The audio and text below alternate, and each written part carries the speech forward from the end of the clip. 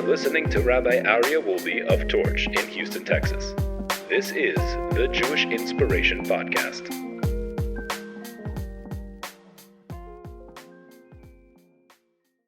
Welcome back, my dear friends, for day number 179 in the Treasure for Life edition of the Orchos Tzaddikim in the Gate of Torah on page 938. Lochein, therefore, what did the author tell us previously? He told us the importance of not just learning Torah, being immersed and toiling in Torah.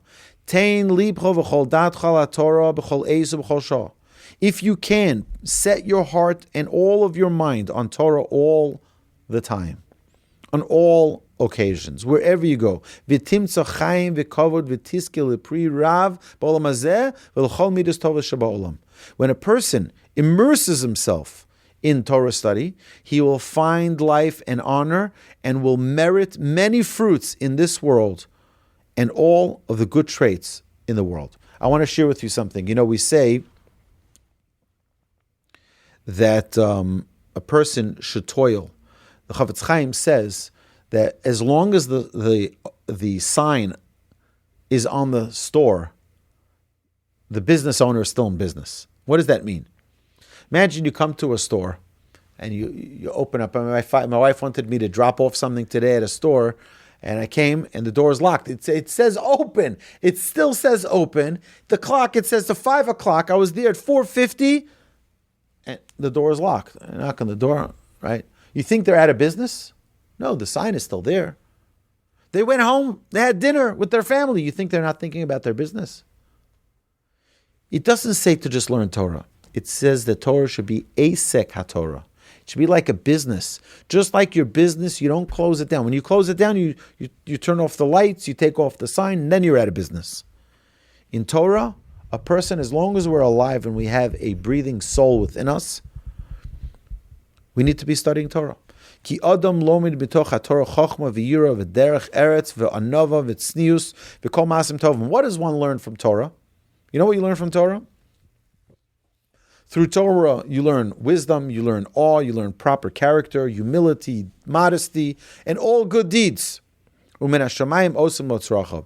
heaven provides his needs. This is what the Talmud says. And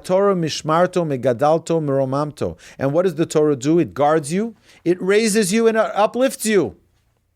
Just as our sages taught us. Rabbi Meir said,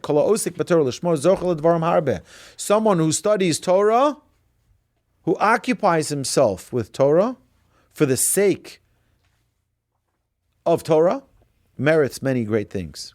And not only that, but the whole world, the entire existence of this world is sufficient for him. Meaning Hashem created the world just for him. It's worth it to create the entire world with all of the troubles and everything that goes on in this world just for that guy who sits and learns Torah. Nikro re'ah ohuv umigadalto meromamto al kol hamasim. And what is such a person called? Someone who sits and immerses himself in Torah. He's called a friend, a beloved, and the Torah, raises and uplifts him above all creations. That's the reward in this world. What's the reward in the world to come? No eye has seen the reward except you, God. What is that referring to? The world to come. That's, by the way, in the next episode of the Ask Away. I'm sure the question will come up again. I promise that I will bring all the proofs of hints to the world to come. This is one of them, where it says in Isaiah 64:3, no eye has seen the reward except for you, God. Meaning, it's not in this world, it's in the world to come. The reward is in the world to come. Even the great prophets weren't able to see and get a glimpse of the reward for the righteous in the world to come. All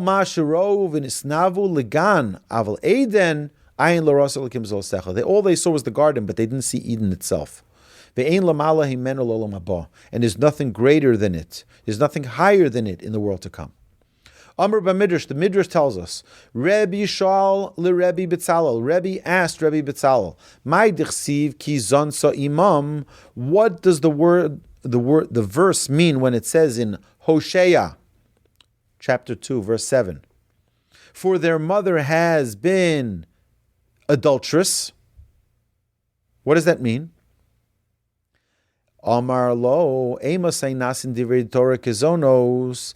When do words of Torah become adulterous? Bizman sheba'alein mevazin, when their owners despise them. Ketzad, how is that? Chacham yoshev v'dorish lo sata mishpat. As with a sage sitting and expounding, do not pervert judgment. V'hu mata mishpat, and there he himself is perverting judgment. Lo sakir upon him, do not play favorites. V'hu makir upon him, and he himself plays favorites. It says, V'lo tikach shochad, do not take a bribe. And he talks about this great sage. He talks about, don't take a bribe. And then, out the back door, he's taking bribes for himself. V'hu lokech shochad. V'chein doshra b'seinu zachon l'rocho. V'chochmas hamiskein bezuya. The poor man's wisdom is despised. Ezu chochmas miskein bezuya. What is a wisdom that's despised? What does this mean? Zeh shehu ani b'masim tovim as chachmaso bezuya. When his good deeds don't match what he learns, then his wisdom is despised. Ukishemora horoos lasos tov v'hu eino oseh. When a person teaches the act of goodness but doesn't live them, his words will never be accepted. We know that the teaching is not enough. That's not the most important thing. It's not the essential. The most important is the action. So this person can teach and can teach and can teach. This person can try to inspire people, but it's going to have no influence because he himself doesn't do it. A person should never be a teacher of Torah if they don't observe it, if they don't live it, and act in the way that the Torah wants one to act. Therefore, on the top of page 941, L'chein, yesh l'chol adam l'chavin ma'asav l'shem shemayim. A person should have perform his deeds with the intention for the sake of heaven. Ure'ei v'havein me'Elisha ben Avuya. And we see this it's demonstrated from Elisha ben Avuya. Elisha b'shvil shalimdo aviv Torah shelo lishma l'sof nepach laminus. Since his father taught him Torah not for the sake of Torah study, but just for his own pride, it ended up in heresy. When he had his bris, his circumcision, at 8 days, what happened? His father made a big feast for all of the righteous chachamim, all the scholars, all the sages. He's been Rabbi Elazar, Rabbi Yeshua, and he invited Rabbi Eliezer and Rabbi Yeshua and all the other sages. And they would all sit there by the meal, by the festive meal, the mitzvah meal of a bris, and they would talk words of Torah. Until they were surrounded by fire. He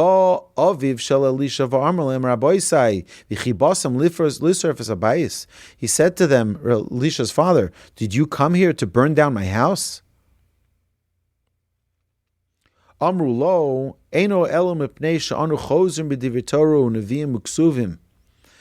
this fire is just here because we are reviewing Torah and prophets and writings, and the words are as joyful as when they were given at Sinai, and we know what happened at Sinai. How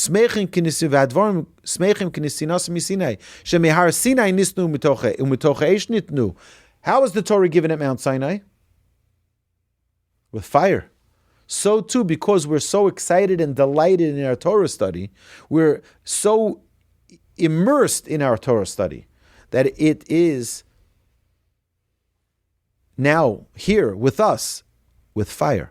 Amar Avuya, the father of Elisha, says, Kevon shani roeh shekach koach HaTorah, since this is what I see the power of Torah is, im niskayim li bein zeh, if this child lives, ani no snow la Torah, I'm going to give him to Torah. Ubishvil shahayim miskaven shelo lishma, since he didn't do it for the sake of Torah, he did it just because of the sake of the honor.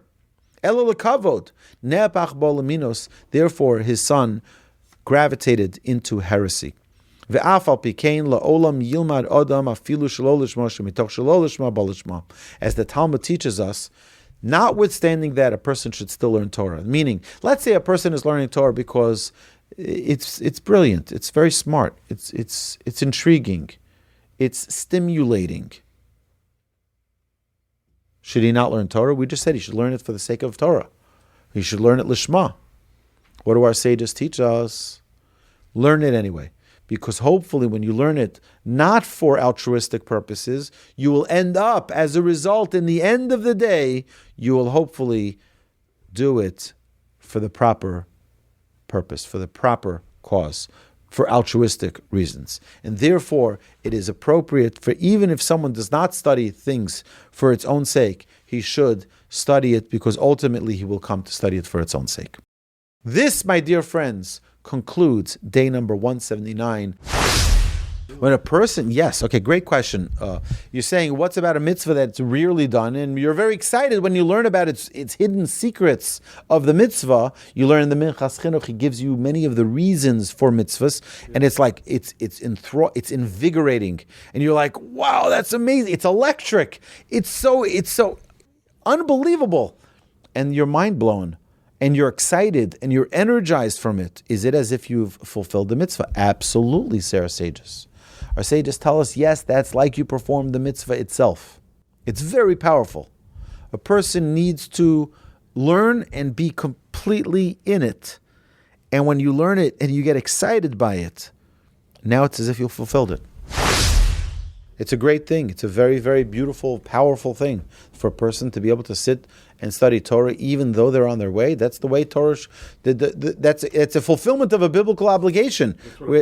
That is the beauty of studying Torah. Is that, my brother just recently said he can spend an entire year on each verse. Okay, on each verse in every portion. Okay, it'll take him a lifetime plus.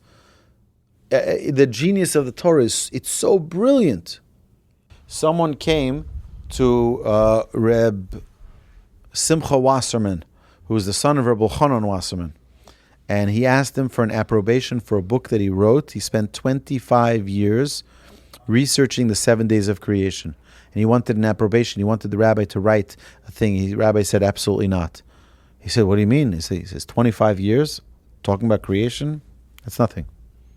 You could spend 30 lifetimes doing research on the 7 days of creation, and it's not enough.